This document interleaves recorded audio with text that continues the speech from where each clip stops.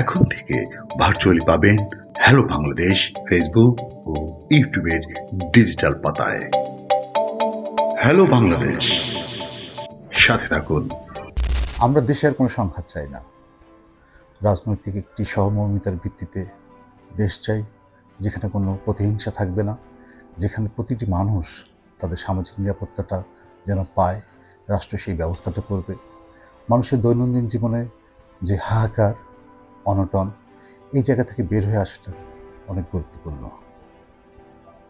শুধু রাজনীতি একটি দেশে সব কিছু না, কিন্তু বাংলাদেশে বর্তমানে রাজনীতির বাইরে আর কিছু নেই। যেন 5ই আগস্টে আওয়ামী লীগ সরকারের পতনের পর দীর্ঘ সময় থেকে অন্তর্বর্তীকালীন সরকার এবং নির্বাচন পরবর্তী বিএনপি সরকার, বিরোধী দলীয় জোট যারা রয়েছেন, জামাতের 11টি দল, এর বাইরেও একটি বিশাল জনগোষ্ঠী, তাদের অবস্থাটা নিয়ে কেউ ভাবছে না।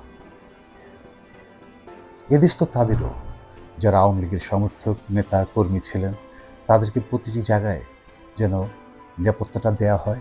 কারণ সকলেই তো বিগত সরকারের বিরুদ্ধে যে অভিযোগগুলো উঠছে, সেই অভিযোগগুলোতে তো সকল মানুষ অভিযুক্ত নয়, যারা আওয়ামী লীগের সমর্থক কর্মী বা নেতৃত্ব ছিলেন। দেশে স্থিতিশীলতার জন্য অবশ্যই রাষ্ট্রের উচিত এই বিষয়গুলোকে নিয়ে গভীরভাবে ভাবা এবং যারা চিন্তাশীল মানুষ তাদের সঙ্গে ভাবের আদান প্রদান করা, যে এটার একটা কী সুরাহা হতে পারে। সেটা কি দমন পীড়নের মধ্য দিয়ে, জেল জরিমানার মধ্য দিয়ে, নাকি তাদেরকে সুন্দর করে আরও 10টি মানুষের মতো করে, যারা দেশের নাগরিক তাদের মতো করে জীবন জীবিকা, তাদের সামাজিক অবস্থানটা যেন তারা নিয়মিত নিজের মতো করে নিয়ে চলতে পারে, তাদের সামাজিক অবস্থানটা যেন আরও 10টা মানুষের মতোই হয়। কারণ এই সংঘাত, এই হিংসা, এটা যদি আমরা দীর্ঘদিন লালন করতেই থাকি, তাহলে এটার আসলে শেষ পরিণতি কি হতে পারে?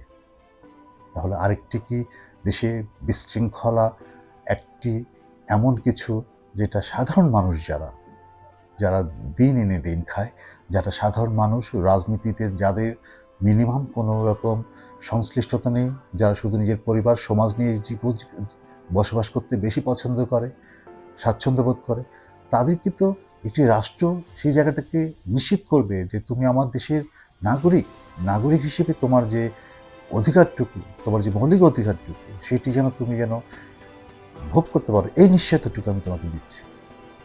যে কোনো সিদ্ধান্ত রাষ্ট্র যখন নেয়, তখন অবশ্যই সেটাকে একটি চিন্তার মধ্যে নিয়ে এসে গবেষণা করে তারপরে সেই সিদ্ধান্তটাকে বাস্তবায়ন করা উচিত।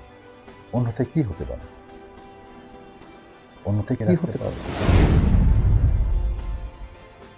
রাষ্ট্রকে অবশ্যই মানবিক হতে হবে, সহনশীল হতে হবে।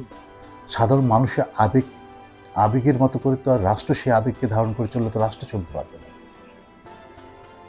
রাষ্ট্র তো সবার, হিন্দু, মুসলিম, বৌদ্ধ, খ্রিস্টান, যতগুলো মতবাদের মানুষ আছে, রাষ্ট্র সকলকে ধারণ করে।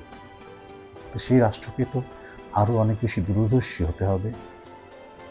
আমরা তো সাধারণ মানুষ, যারা এদেশে বসবাস করি, তারা তো একটি স্থিতিশীল, শান্তিপ্রিয় একটি রাষ্ট্র চাই, যেখানে আমার সন্তান বাইরে গেলে সে নিরাপদে ঘরে ফিরবে কিনা, আমি কর্মক্ষেত্র থেকে সুন্দরভাবে নিরাপদে ফিরতে পারবো কিনা, রাষ্ট্রকে এই নিশ্চয়তাটুকু দিতে হবে। হ্যালো বাংলাদেশ,